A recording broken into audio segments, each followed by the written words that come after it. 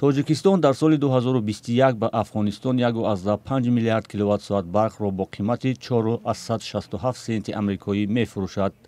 маҳмад умар асозода, раиси барқи тоҷик, дар нишасти хабарии ниҳоди зери раҳбарияш дар душанбе гуфт, ин тавофуқи ширкати барқи тоҷик бо ширкати брешнои афғонистон моҳи декабри соли гузашта дар шаҳри Тошканди Узбекистон ба даст омадааст. бисёриҳо мақомотро он вақт танқид карданд, ки сокинони кишвар бо барқ пурра таъмин нестанд, аммо барқро ба хориҷа мефурӯшанд. раиси тозатаини барқи тоҷик дар посух гуфт: дар давраи тирамоҳ зимистон ки норасоигии барқ эҳсос карда мешавад, ба ҷумҳурии Ӯзбекистон барқ содирот карда намешавад. умуман ва умуман мувофиқи қарордод ба ҷумҳурии Ӯзбекистон дар моҳи май то моҳи сентябр энергияи барқ содирот карда мешавад.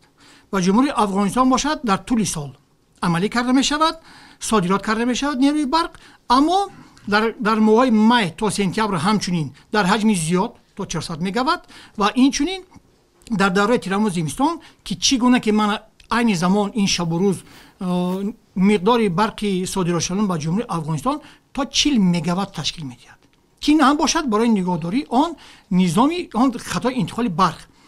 маҳмад умар асозода, раиси ширкати барқи тоҷик гуфт, қарзи умумии ширкати брешно аз ширкати барқи тоҷик 33 миллион доллар аст. ва гуфтаи асозода, ширкати брешно моҳи январ 2 ва моҳи феврал 4 миллион қарзашро баргардондааст.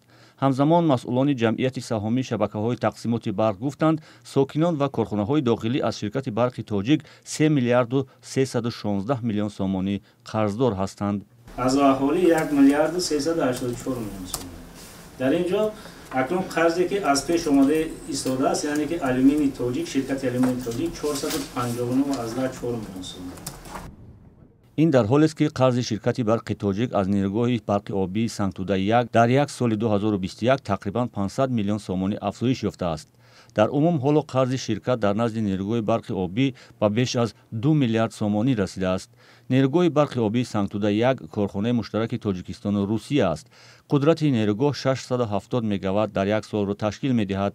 яке аз харидорони аслии барқи тавлидкардаи нерӯгоҳи Сангтуда-1 ширкати барқи тоҷик аст, ки дар навбати худ онро ба иdoраву корхона ва сокинони кишвар интиқол медиҳад ва ҳамчунин ба кишварҳои ҳамсоя содир мекунад.